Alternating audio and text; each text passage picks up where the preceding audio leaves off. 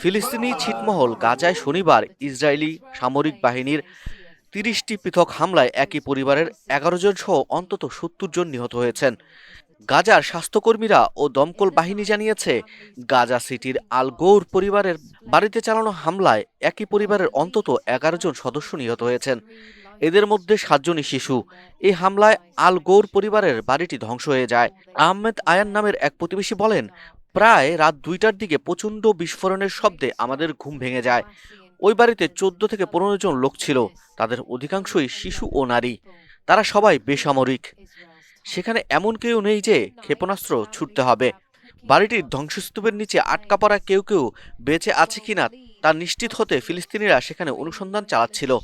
হামলার বেশ কয়েক ঘন্টা পরেও বাড়িটির পুড়ে যাওয়া ফার্নিচারগুলো থেকে ধোঁয়া উঠছিল। এই ঘটনার বিষয়ে ইসরায়েলি বাহিনীর পক্ষ থেকে তাৎক্ষণিক কোনো মন্তব্য আসেনি বলে জানিয়েছে আরব নিউজ। পরে গাজা সিটির আরেকটি বাড়িতে হামলা চালায় ইসরায়েলি বাহিনী। এই হামলায় আরও ৫ জন নিহত হয়। ফিলিস্তিনি দমকল পরিষেবা জানিয়েছে, বাড়িটির ধ্বংসস্তূপের নিচে অন্তত ১০ জন আটকা পড়ে আছেন। গাজার উত্তরাঞ্চলীয় জাবালিয়া শরণার্থী শিবিরে আরেকটি হামলায় আরও ৫ জন নিহত হন।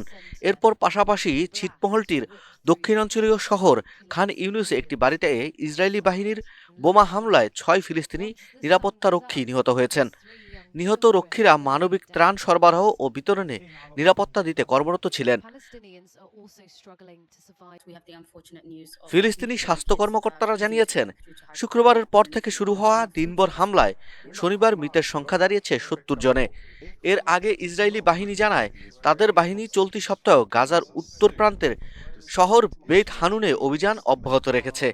সেখানে তারা হামাসের ব্যবহার করা একটি বেসামরিক কমপ্লেক্স ধ্বংস করেছে। ইসরায়েলি বাহিনী এই বেত হানুন শহরে টানা ৩ মাস ধরে অভিযান চালাচ্ছে।